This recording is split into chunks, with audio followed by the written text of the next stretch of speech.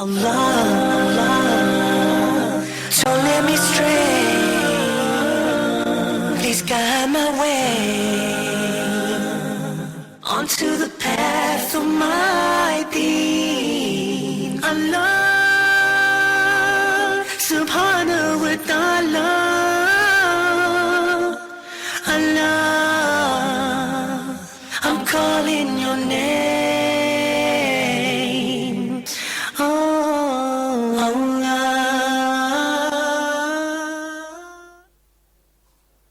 Assalamu alaikum wa rahmatullahi wa barakatuh. Welcome to another episode of Let's Talk on your favorite channel, Huda TV. I'm your host, Arqam Rashid. Through the Quran, we know that when Allah subhanahu wa ta'ala told Musa alayhi salam to go and speak to Pharaoh, He specifically told him to do it gently. Surah Taha, verse 44, Allah subhanahu wa ta'ala says, فَقُولَا لَهُ قَوْلًا لَيِّنًا لَعَلَّهُ يَتَذَكَّرُ أَوْ يَخْشَى. And speak to him with gentle and kind words, so that he may remember or fear his Lord, Allah subhanahu wa ta'ala. So if Allah subhanahu wa ta'ala is commanding one of His prophets to speak to one of the greatest oppressors and tyrants in a gentle and kind manner, we can only imagine how we should communicate between ourselves and speak with each other. On tonight's episode, we will discuss the importance of kind and gentle interactions between ourselves. So I'm going to start off as normal by letting my guests introduce themselves, and then we'll begin our discussion. So if I can start with my right brother, if you can quickly introduce yourself, give us your name, where you're from, and just a little bit about yourself.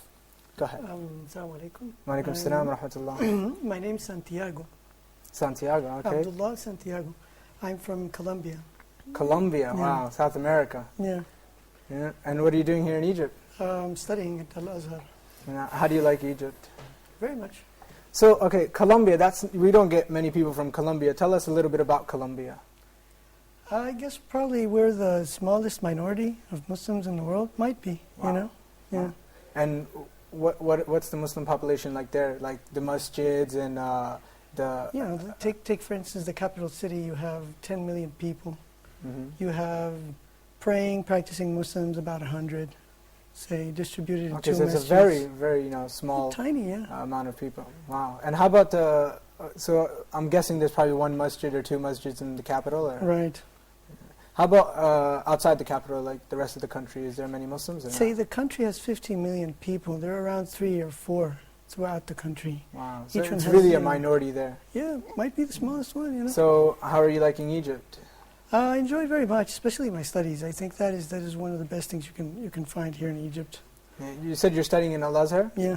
Have you done any previous Islamic education, or is it your first time here? Well, I was in Malaysia previously. Oh, wow. How do you like Malaysia? Oh, Malaysia is excellent.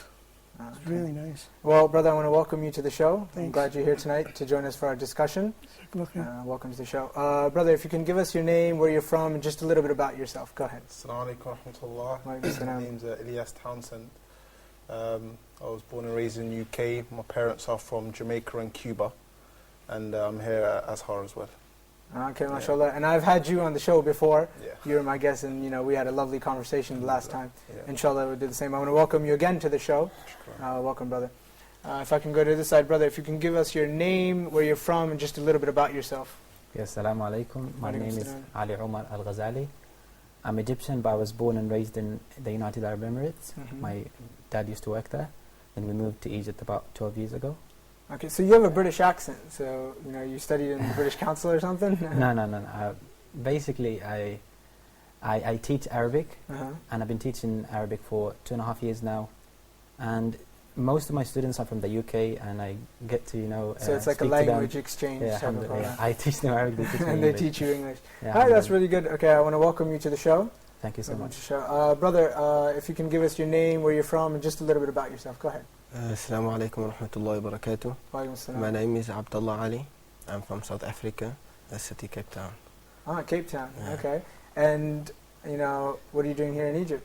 I'm currently at the University of Al-Azhar, Mhm. and I'm in third year, inshallah. Third year.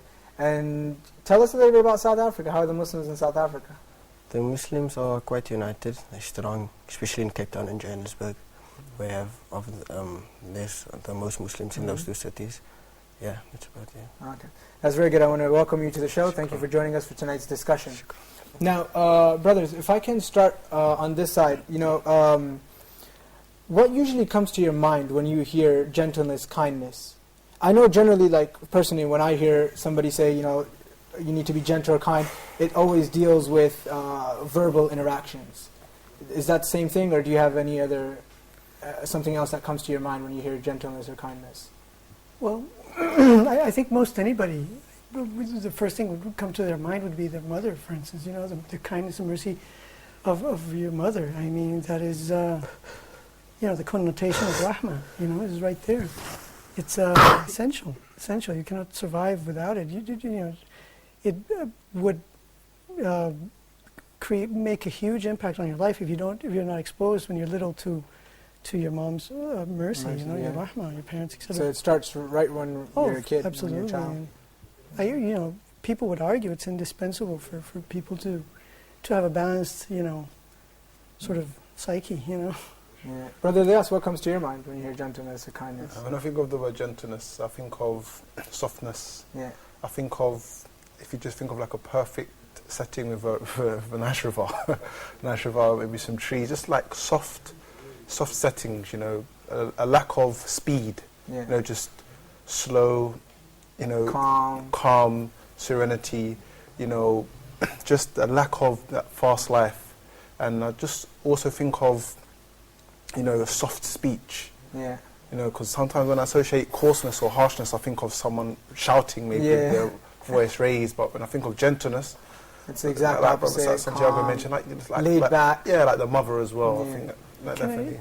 Yeah, go ahead. I think exactly. I mean, especially if you're a Muslim, the first thing might be that comes to your mind would be the Prophet. I mean, he was specifically gentle. I mean, that's I guess his main, or one of his sort of most important features of his character. Okay, I'm going to get you guys' ideas on it also, but before that, we're going to quickly watch a short report, and then we'll get back to the conversation.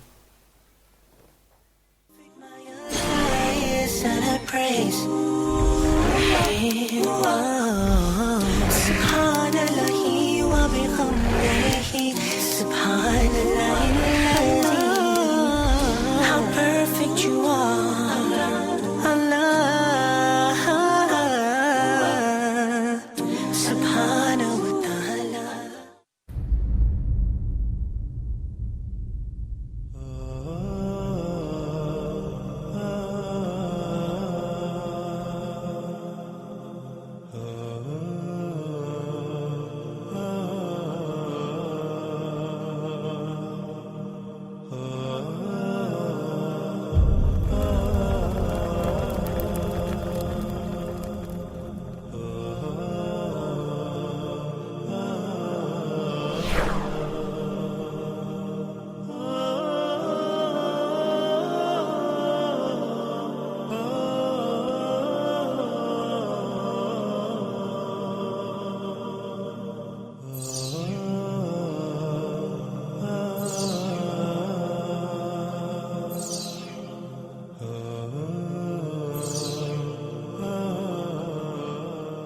The Prophet Muhammad sallallahu alayhi wasallam said, "Should I tell you about those whom the hellfire is forbidden to touch? It is forbidden to touch every approachable, easygoing, soft-spoken and gentle person." Allah, subhanahu wa ta'ala, Allah. Welcome back to Let's Talk. Now, before the short video, we were speaking about gentleness. What comes to your mind when you hear the word gentleness or kindness? So I wanted to get your opinions on it. What comes to your mind when you hear gentleness or kindness? Yes, as the brother said, what comes to my mind is the Prophet ﷺ. His life was just full of gentleness and rifq, and in many incidents. Before even he was a prophet, he used to be very gentle, very nice to the people, and up to the last moment of his life, he was very gentle. He was very soft, very approachable person. People used to love hang out with him, used to speak to him, sallallahu alayhi wasallam. Okay, that's very good. How about you, Brother Abdullah? What comes to your mind? When I think of the word gentleness, I think of someone that is, someone that's very respectful, someone that has good character, someone that people is not afraid to go to him and speak to him about anything. So somebody generally laid back, and you can, approach him, talk to him. You know he's not going to scold you. He's not harsh. Yeah. Yeah, that's very good. Now, in the video we just saw, they mentioned about 4 or 5 different things. Laid back, somebody who's approachable. What's your thoughts on that? Go ahead, guys.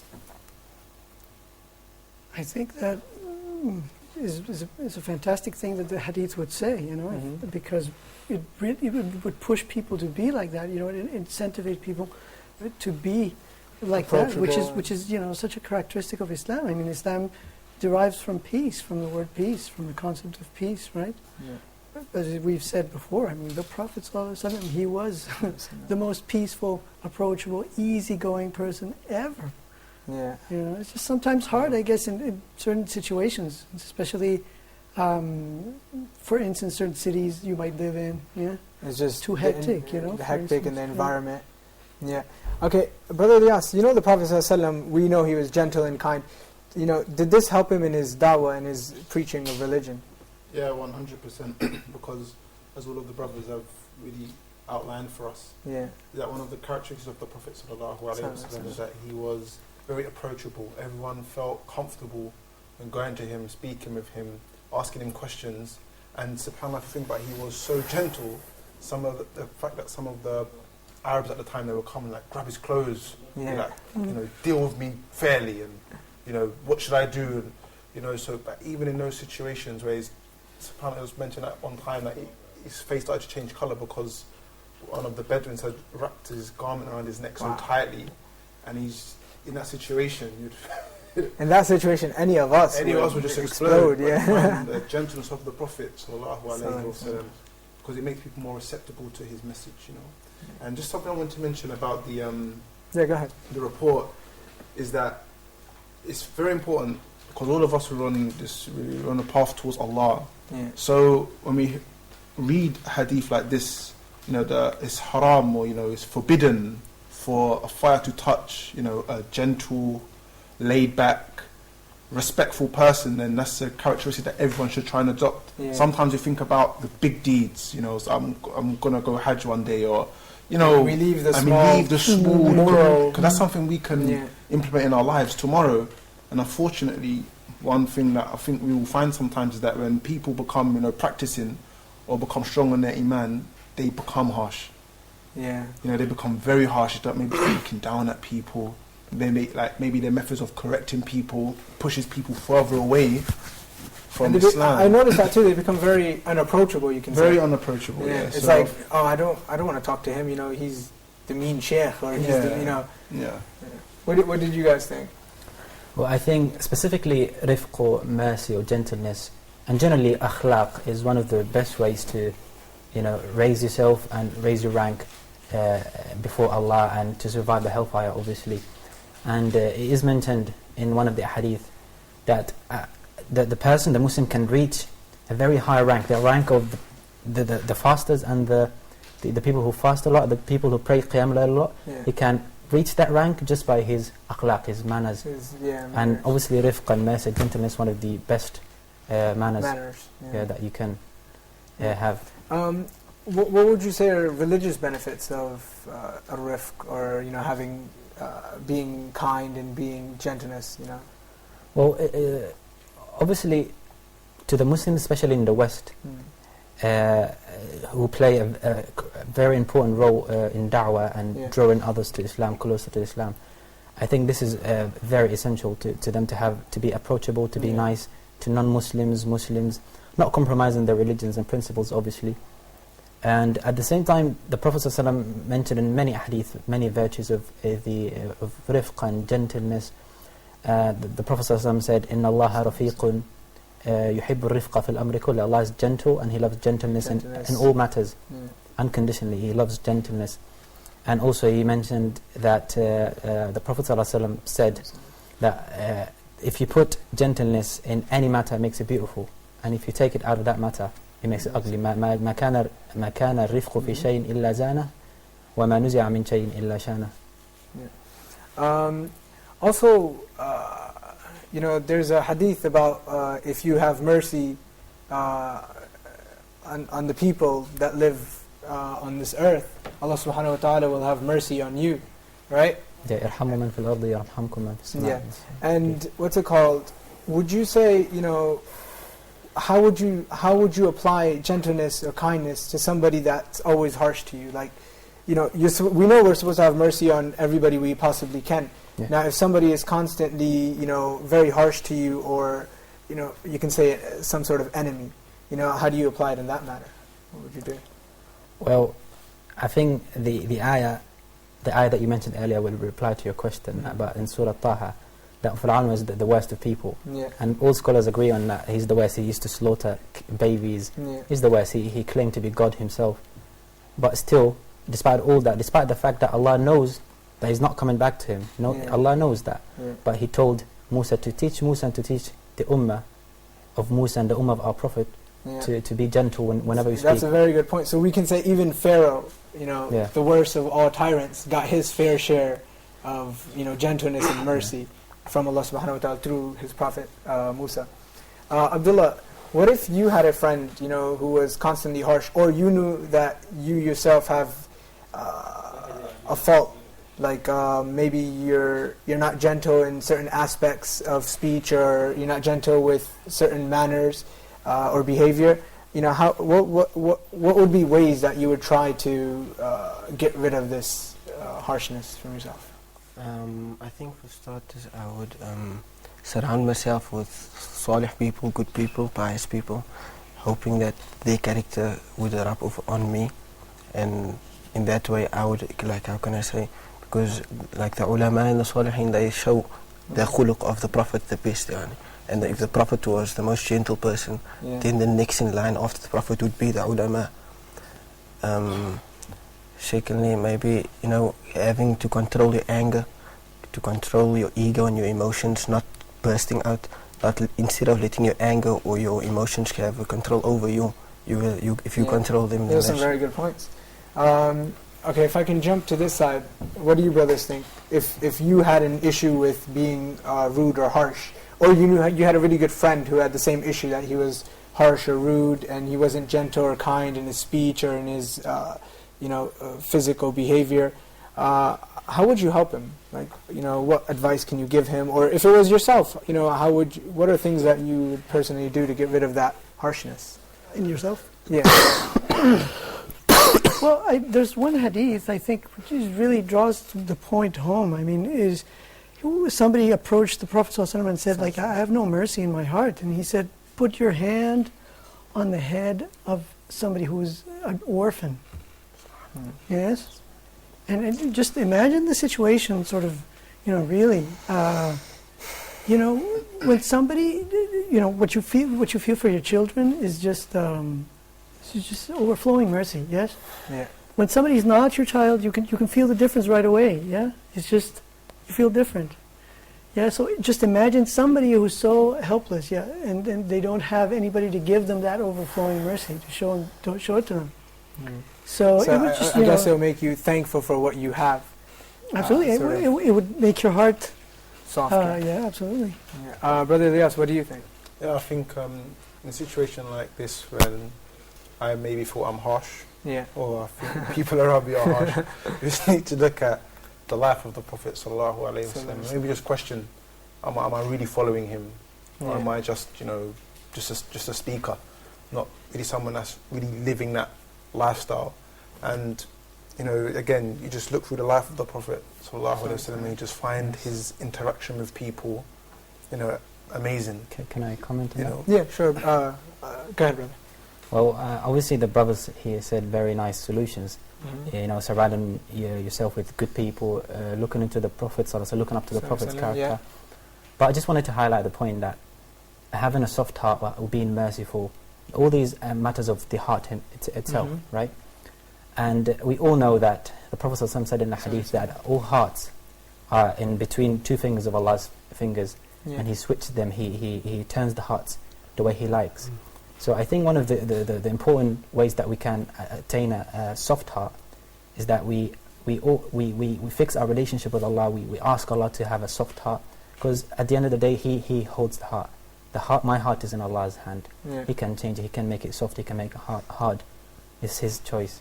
So I fix my relationship. I make dua to Allah to give me a soft heart, in addition to the practical solutions that the Prophet said. Okay, so you're saying, we should also, along with the practical solutions, we should all continuously make dua to Allah subhanahu wa ta'ala. Okay, I'm going to let Brother Ilyas finish your answer. So you were saying basically about...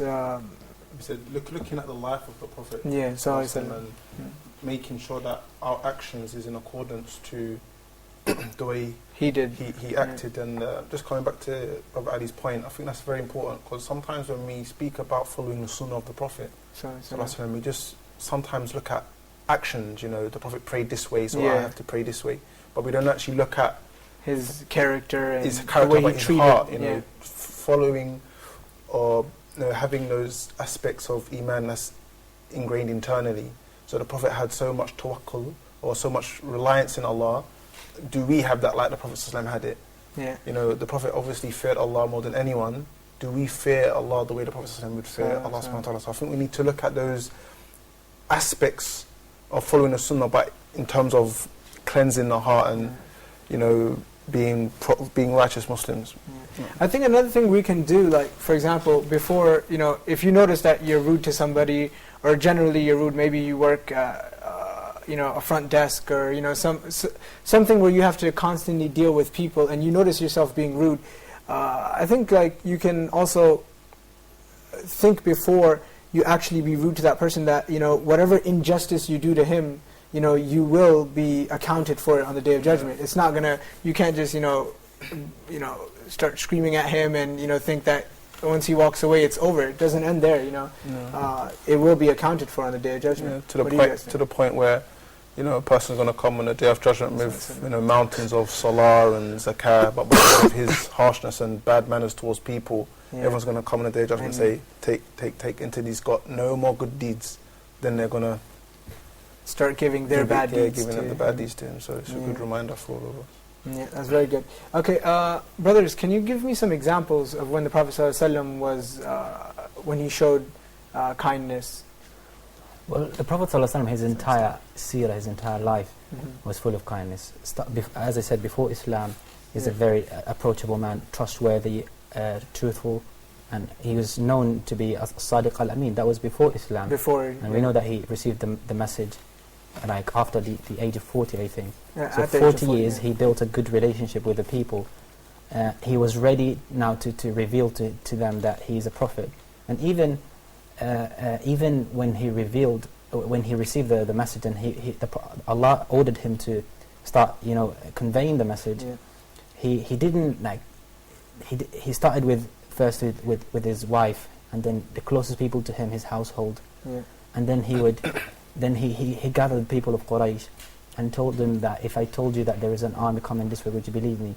He took things gradually, and that is also an aspect of gentleness, of rifq. Because obviously, if he just went to them and said, "Hey, I'm a prophet, follow me," that seems a bit harsh. Also, it's a bit harsh, So take it gradually, gently, and there's countless incidents in his life with being kind to the women, to the children, to even the people who used to in Ta'if, for example, when the people stoned him, and the people threw stones at him, and he started bleeding, and then Allah sent an angel, and the angel said to him that if you want me to just with a word, to give me the word, and I'll smash those people between two mountains.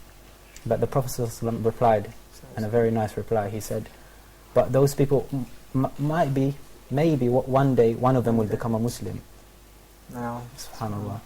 And that every time I hear that story, that's a very famous and common story, and every time I hear it, it really gets to me, because in that situation, after being the whole town, first of all, you're going to the town to help them out. You're not seeking any benefit for yourself. You're trying to help them out, because he went to invite them to Islam.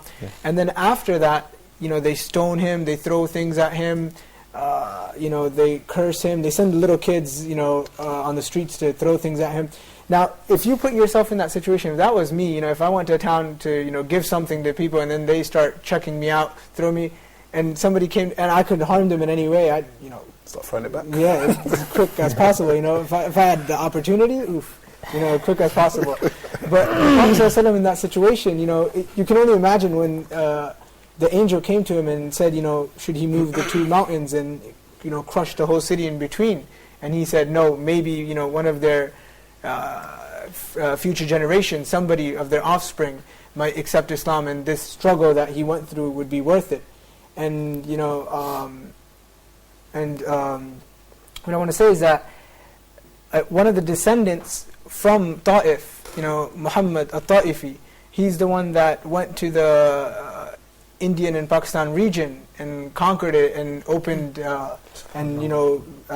invited them to Islam. And now you see Pakistan and India, they have so many Muslims. And originally I'm from Pakistani and Indian descent. And it's just so amazing how that person who led the army to India and Pakistan and all those people accepted Islam is from Ta'if. It's just it's amazing. It's so amazing. Yeah. Okay, before we continue the conversation, we're going to quickly take a short break. So stay tuned and join us after the break.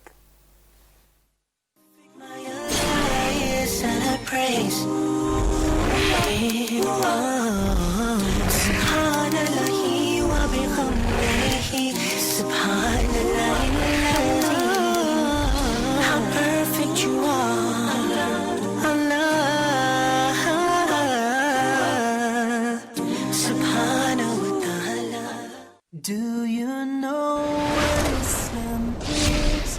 It's a way of life for all. It is taught in the Quran, big and small. Do you know what Islam is? It's a way. Assalamu alaikum wa rahmatullahi wa barakatuh. This is your brother Abdurrahim McCarthy, coming to you from the studios in London, where I'm filming my new TV show Tarbiyah for Huda TV. In Tarbiyah, we're going to take an in-depth look into how the Muslim makes Tarbiyah of himself, how he educates himself and trains himself according to the Quran and to the authentic Sunnah of our beloved Prophet sallallahu alaihi wasallam. We're going to see how the Quran and how the Sunnah of our beloved Prophet sallallahu alaihi wasallam trained the Muslim, and we're going to see the impact that this Tarbiyah had on the Sahaba radiyallahu anhum that made them the greatest nation known to mankind. Tarbiyah to revive ourselves and to revive our ummah. Tarbiyah only on Huda TV. Of life, a way of life, a way of life, a way of life. Imagine a day moving away. Suffice to say we're not here to stay. The games we play, the fuss we make, the reason for living. This is the eternal journey. It's a series of lectures, inshallah ta'ala, hopefully trying to give and shed some light on the topic of our journey. All of us have a unique journey which we will go through, which is part of being a human being and living. We are, inshallah, going to start from the very beginning, prior to any of creation of Allah subhanahu wa ta'ala, all the way through to the end, where we will either be told to go to Jannah or to the Jahannam. وَأَقِيمِ الصَّلَاةَ لِذِكْرِي, and establish the prayer for that community. Islam stands for justice in every form possible. So you find that there's a form of justice and fairness with oneself, with everybody else, to establish fairness and justice, وَلَوْ عَلَى أَنفُسِكُمْ, even upon your own self. There's no fitna on earth like the fitna of Dajjal. This is the end of our eternal journey. Imagine a day moving away. Suffice to say we're not here to stay. The games we play, the fuss we make, the reason for living is made clear that day. The angels stand. Allah subhanahu wa ta'ala, Allah. Welcome back to Let's Talk. Before the break, we were having a great conversation about the importance of kindness and gentleness. So now, Brother Abdullah, I want to quickly jump to you. Is it also important to, in Islam, to be kind and gentle with animals? What do you think? Yes, I think it's important to be gentle and kind to animals, because the Prophet ﷺ, he mentions in the hadith, in the famous hadith of the lady that she locked the cat up in the room, a kitten up in the room without feeding it, without giving it anything to drink, until the cat died. And the Prophet ﷺ said that that's the reason that lady will go to the hellfire. Wow. So if you're not gentle to animals, and Allah subhanahu wa ta'ala won't be gentle with you, and it could lead you to going into the fire of Jahannam. On the other hand, again, then we have a story of where the Prophet ﷺ said that دَخَلَ رَجُلٌ الْجَنَّةَ بِسَبَبِ الْكَلْبِ, that a man went into the Jannah. The meaning of the hadith is that a man went into Jannah because a dog, he saw the dog and the dog was thirsty, and he thought to himself that I went down to the pit to go get myself water. This dog could be as thirsty as I am. So he took his hoof and he put some water in his hoof, and he gave the dog water to drink, and that was the reason why I went into Jannah. Subhanallah. Those are great stories. How about animal rights? How important do you think they are in Islam versus in Muslim countries? Absolutely important. I mean, in Islam, well, I think one of the central ideas of Islam is that the human being ought to care for this earth and for everything that is in this earth. That is something that is, absolutely central in Islam. Therefore, it's just apparent that in this earth we don't have only human beings. We have plants and animals and everything. Yeah. Yes. Now, taking care is, just procuring goodness. Yeah. To all kinds of creatures. Yes. And I think we were just saying the example of the Prophet is extremely illustrative of this, yeah. Somebody, yeah. I mean, when because he mentioned that hadith, the woman will enter the hellfire because of the cat. Now, when we say it, it doesn't seem that big, but she's going to enter the hellfire because she tortured a cat. So it takes, it's a heavy toll. It's not something actually, small. the hadith of the dog, there's a riwayah of the hadith, or the person was a prostitute, and she was forgiven because of this. Yeah. There's a famous hadith which I think is really, really amazing. The Prophet was sitting down with his companions, and just a little bird, it sort of came into the picture, and he started he picked it up and he said, "Who took its children, or its babies? Give them back. You don't do this, yeah." And we must remember the Arabs were people who would, you get angry to somebody, you kill them, or they're really, really harsh and illiterate. And they lived in tremendous injustice. So to see that they're changed, like Omar ibn al-Khattab, you could even still after Islam say he was harsh, yeah. But the impact of Islam and of the proximity to the Prophet in his life, he was somebody who buried one of his children alive. I mean, how hard your heart has to be to do that. Yeah. It's almost inconceivable. And then later, he was like this grandfather, to everybody, taking care of everybody, in the Hajj, don't do this, It's the religion, 360 turn. It's the heart of Islam. And we also know that the story of Prophet Sulaiman, when he was walking with his army, and then the ants were, trying to cross the road, and he stopped the whole army for the ants to cross the road, And we take these things very lightly, but right now, if we were walking outside, we just step over anything. We don't watch where we're going. Don't forget that the chicken or the goat is not supposed to see the knife. Yeah. So that's what I wanted to get to. So I said, animal rights versus in Islam versus Muslim countries. Do you have any input on that, Brother Ilyas? Yeah, I think once again we find a clear difference between Islam and the practice of Muslims. It's unfortunate really, because coming from Western countries, we sometimes see the way they give so many rights, even to the point where sometimes animals have more rights than human beings. You look at what's happening in other parts of the world, the way humans are subjugated. But in some cases, animals, in UK, you have some silly examples like a woman will die and leave a dog a mansion. Brother, I'm going to just hold you for a second. We have a phone call from Muhammad from Egypt. Muhammad from Egypt. Assalamu alaikum. Alaikum assalam. How are you, Brother Haytham? I'm good. Thank you for calling us. I'm really glad you're joining our conversation. Yeah, Just want to add, I say some additional points. That one of them is, if you use gentleness in enjoying good and forbidding evil, the hardship that you can expect is not going to exist. You know why? Because gentleness is going to break the wall between you and enjoying good and forbidding evil. And thank you very much. And I want to thank you for calling and joining our conversation. And for the viewers, I want to ask you guys, feel free to join our conversation at any point. Muhammad, are you still with us? Muhammad. Okay, I think he cut off.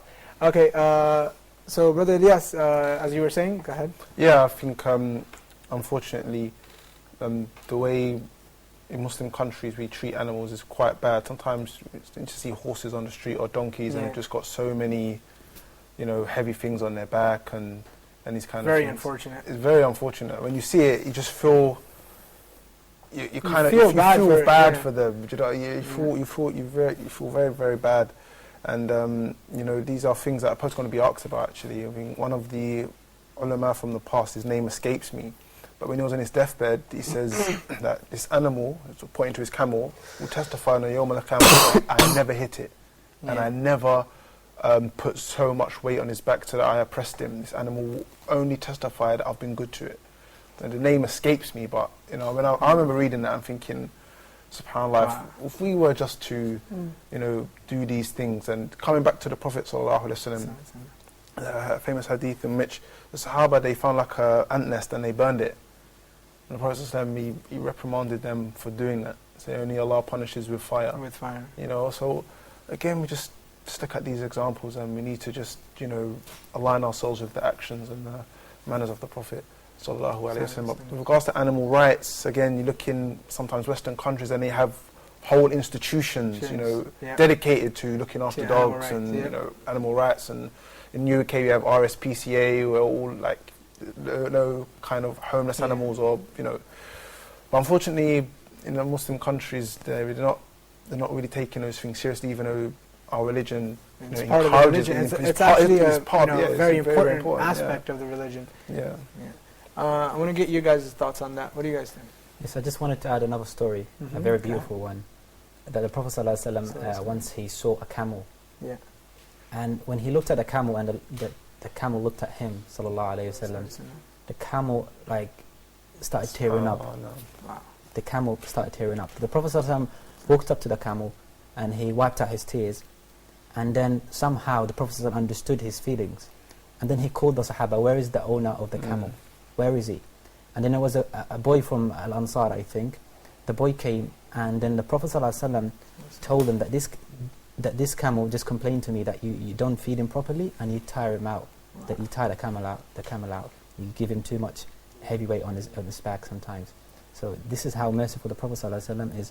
And if we were to benefit from this whole thing, I think the biggest benefit from that is that we don't belittle the good deed. Even if it was like a man entered the Jannah because a prostitute was forgiven because she fed or she gave water to the dog, and another... brother, I'm going to have to hold you. We're getting a phone call. I don't want to miss this. We have Abu Muhab from Egypt. Assalamu alaikum. Assalamu alaikum. Salam. Alaikum salam. Thank you for calling and joining our conversation, brother. Yes, first of all, I want to thank you and all for the team for this beautiful program. And we want to thank you for joining us. Yes, thank you. First, I want to share with you two important points. Yeah, go ahead. Yes, first of which, the hadith of the Prophet ﷺ, which means whenever gentleness is added to something, it adorns it, and when it is withdrawn from something, it leaves it defective, So here is one point. And second is the situation which happens with the Bedouin who came to the Prophet's mosque and urinated there. So the companions of the Prophet rushed out and came to punish him. The Prophet ﷺ said, leave him alone and just pour a bucket of water over it. So this is make things easy, not make things difficult. So that is I want to share with you. Okay, first thing I want to thank you, brother, for calling and joining our conversation. And those are some very good points you mentioned, and we're going to speak about it right now. I want to tell the viewers that we really want you to join our conversation. The number's on the screen. Please call it at any time during our show and join and share your thoughts. It's very good. So now, Abu Mazen, are you still with us? Yeah, inshallah. Hello? Okay. Okay. So the brother mentioned a very good point, and he said, in the Prophet ﷺ's mosque, when the Bedouin came and he urinated in the corner, some of the companions of the Prophet ﷺ were going to go and stop him, and the Prophet ﷺ said, "Let him finish." Now, you need to remember that this is the masjid. Right now, we treat the masjid as the best place. We all know that in the masjid, no talking. If you're going to talk quietly, or go outside and talk. And we have these strict rules for the masjid, but this is the Prophet ﷺ's masjid, Masjid al-Nabawi in Medina. And this person comes and urinates in the corner, and the Prophet ﷺ doesn't scold him or anything. Yeah, I think this is so amazing. And I just wanted to share a story. Yeah, go ahead. That one day I think it was in Ramadan, I was in a masjid, and a child like maybe 7 years old, he walked in the masjid in his shoes. He had his shoes on. And the caretaker of the masjid got so furious. Yeah. Just because as a kid, he doesn't know. Maybe his first time to enter the masjid, he entered in his shoes. And he got so furious and he started telling him off. Yeah. Then my brother spoke to the caretaker and he said, come on, easy on the boy. Little kid. The Prophet didn't do that to the one who urinated in the masjid. Yeah. A man, not a kid. Wow. So, mashallah, subhanAllah. And that's a very important point, because a lot of the youth, that's why they want to stay away from the masjid, because it's a place of strict rules, and why would we want to go there? They're going to be like, hey, quiet down, or go outside and talk. So that's one of the reasons that they stay away from the masjid. But that's a whole separate conversation for another time. We're going to quickly watch another short video clip, and then we'll continue our conversation. So stay tuned.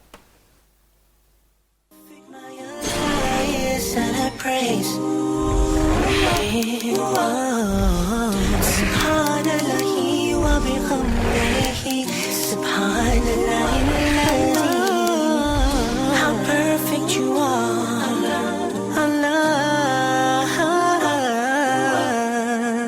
subhanahu wa ta'ala. He said, sallallahu alayhi wa sallam, إِنَّ اللَّهَ رَفِيقٌ يُحِبُّ الرِّفْقِ وَيُؤْتِي عَلَى الرِّفْقِ مَا لَا يُؤْتِي عَلى الْعُنْفِ وَمَا لَا يُؤْتِي عَلى سِوَاهِ. Hadith sahih. Says he, sallallahu alayhi wa sallam, what means Allah is a rafiq. Allah is gentle and loves gentleness, يحب الرفق, and rewards as the result of rifq, as the result of gentleness, that which he does not reward as the result of violence, nor as a result of anything else. Says he, sallallahu alayhi wa sallam. That's why his approach was always an approach of rifq, unless it becomes impossible, and then deen or life or property are seriously endangered, and there is no other way to remedy it by rifq. Some of us begin with the end, and we are very hasty to saying, I have done enough, or I have been very gentle. Allah, subhanahu wa ta'ala, Allah. Welcome back to Let's Talk. Now I want to get straight into it. Brother Abdullah, if you can give me your thoughts on the video.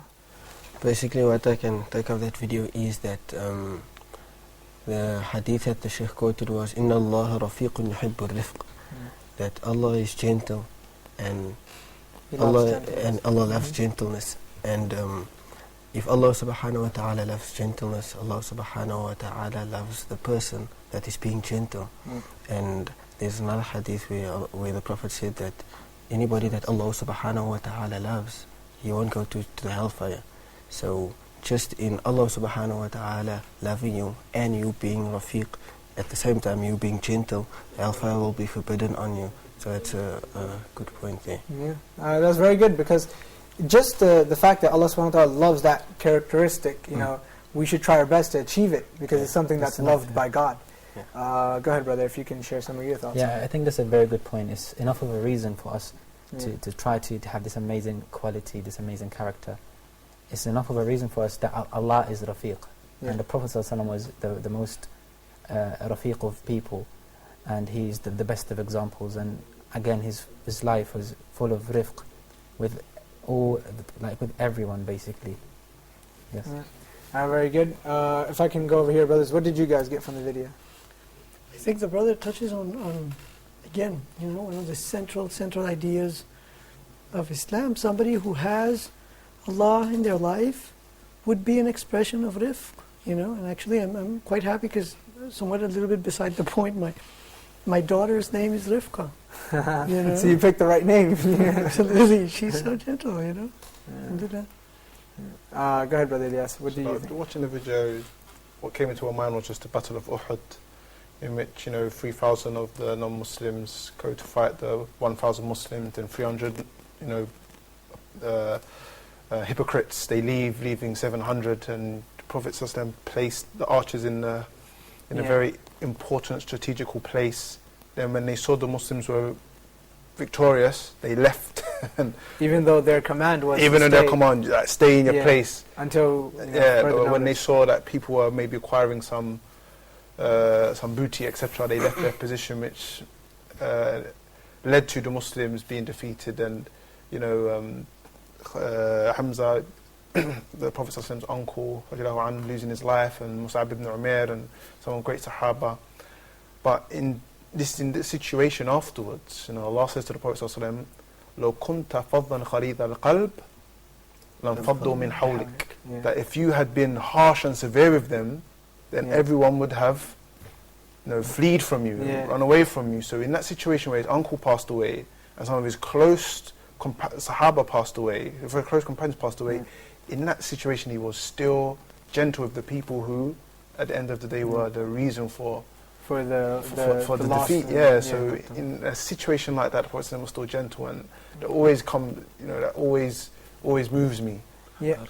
Okay, that's a very good point. Now I want to make a connection between that and somebody who's a preacher, or somebody who preaches in the West, or generally not. You don't even have to be a preacher. Just as Muslims, and as a minority, like if you live in the U.S. or Colombia, London, you're a minority there. South Africa, you're not a minority in here in Egypt. So but in those countries, you know, how would you say that would, make your da'wah or your preaching better? You know, being gentle and kind to everybody. The Prophet ﷺ mentioned, "Man yuhram al-rifq, yurham al-khayr." Whoever prevents gentleness, he prevents any kind of goodness. So again, I always try to look at things that happen in my life and my journey to Islam. I always remember, I mentioned this on the show last time, one of my old friends in school, he was a very gentle person, and the school was not a very gentle place. And I always remember his characteristics, and I was always be drawn towards him, and I wanted to learn about Islam at that point. So it's very important, because if you're harsh, it's going to turn people away from what you're trying to say, even to the point where the Prophet ﷺ was loved so much that he wouldn't even need to scold people. Sometimes you could just see by the expression on his face that he was unhappy, and this would make people, change their behavior. And when he did speak, it was something very small. Anas ibn Malik was his servant, and the Prophet ﷺ asked him to do something. And Anas ibn Malik, he didn't do it. So the Prophet ﷺ maybe see him a few days later and said, "Did you do this thing for me?" And Anas ibn Malik, he felt ashamed and said, I'm going to go and do it now." But I really like the point where you said, when you saw your friend's behavior and character, it made you want to learn about Islam more. And it's very important, because when people, you'd think that it's not, you think to yourself, well, it's not going to make a difference, nobody's paying attention to me, but people do. And they look at you and say, wow, this guy, he's so kind, generous. Every time, I have a problem with anything, he's always there to help. He never scolds me, he never gets mad at me, even if it's my mistake, he doesn't get pissed off. And these things invite people to Islam, and they want to learn more about you and about your religion. Unfortunately, we don't have any more time to continue this discussion, so I want to thank you guys for all joining us here today. I had a lovely discussion with you guys about kindness and gentleness and good character. So I want to thank you guys once again for joining us tonight for this discussion on Huda TV. And I want to thank you, dear viewers, for watching this program. I hope you guys enjoyed and benefited from tonight's episode. Also, check out our Facebook page. You can also check out our YouTube channel for any videos or episodes that you've missed. And until next time, may God bless you all. Assalamu alaikum wa rahmatullahi wa barakatuh. And I praise Subhanallah wa bihamdihi Subhanallah, how perfect you are, Allah.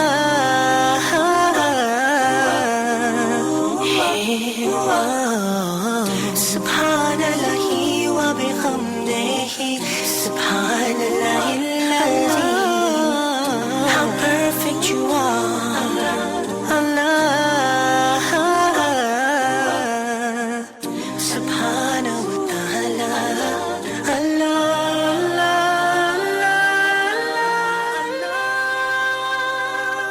Subhanahu wa ta'ala, Allah, I'm calling your name, Allah.